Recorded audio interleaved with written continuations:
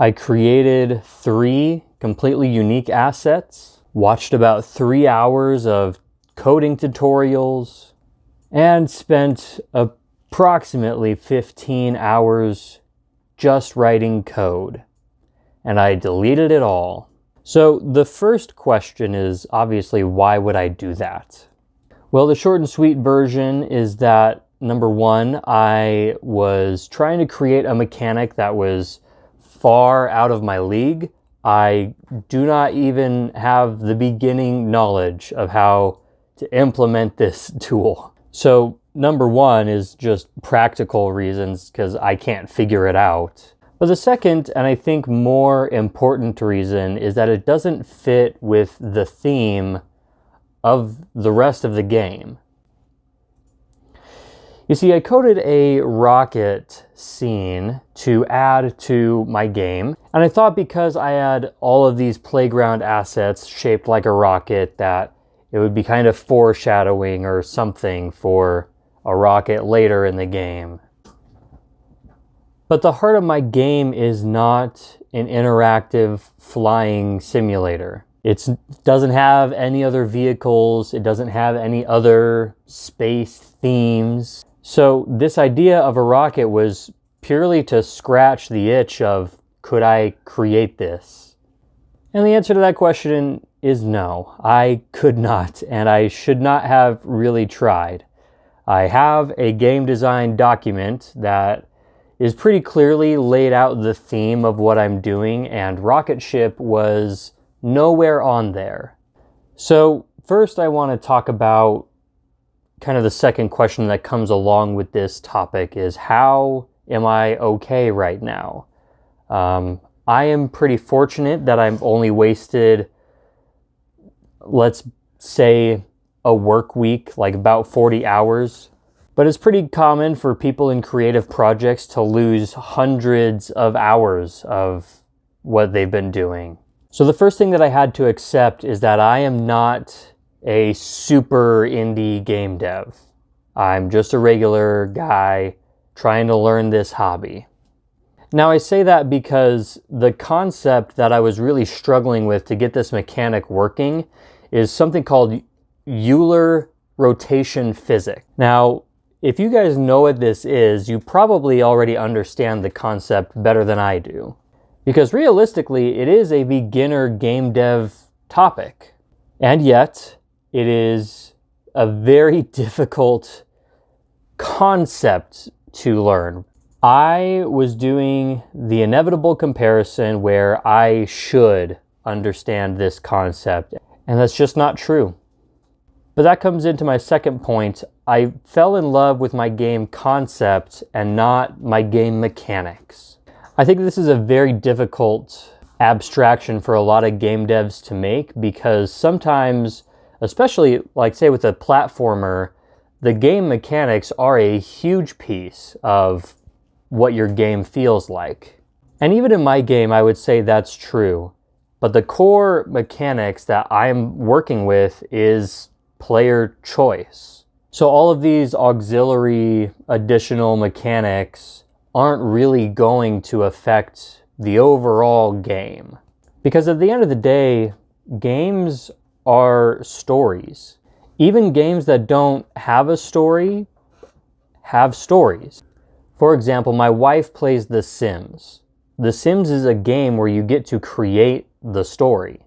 So I could get super focused on what parts of the game aren't working correctly. But honestly, at the end of the day, if the story of my game is being told the way that it should be, I think I'll be okay. Now, as far as the lessons I've learned about how to prevent this in the future, I think that scope creep is an uncertainty issue.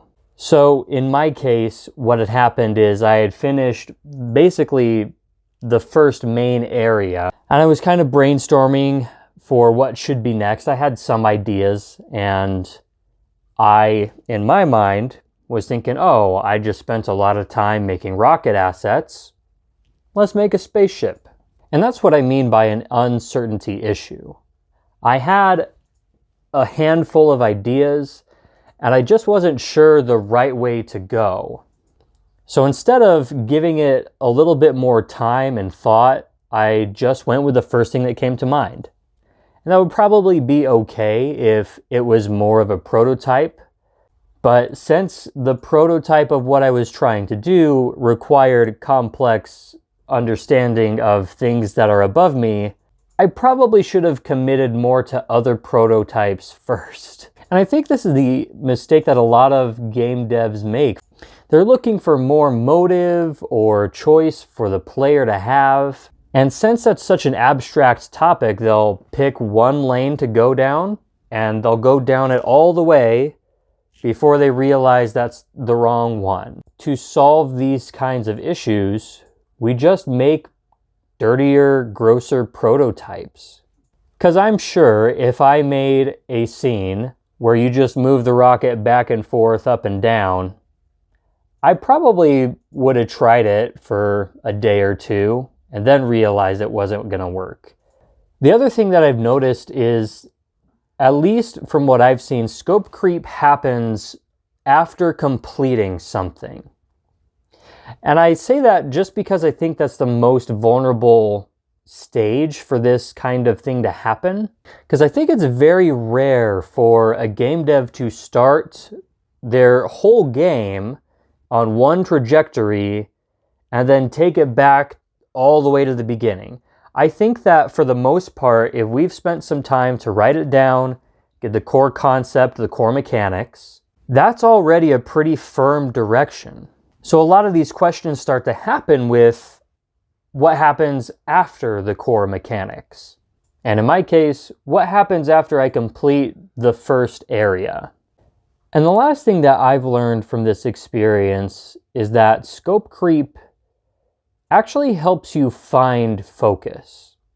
I think that if you go down some of the safer paths of prototyping more efficiently, ultimately what you'll find is more of a solid idea of what is going to happen in your game. So I think a lot of devs are worried about this problem because it can potentially undo days or weeks of work. And yeah, as far as optimization, I think there are ways to prevent that, but I don't think it's something to be afraid of either. I think that if you embrace the core of what your game is, take a moment just to recenter all of the things that you're trying to work with, find the middle point that connects what you're trying to create. As a whole, that's going to make a better game. So I don't think that scope creep is a bad thing. I think it's inevitable. And I think that if you handle it right, it can be a really great thing for your game. So after 2 months of game dev, that's what I've learned so far.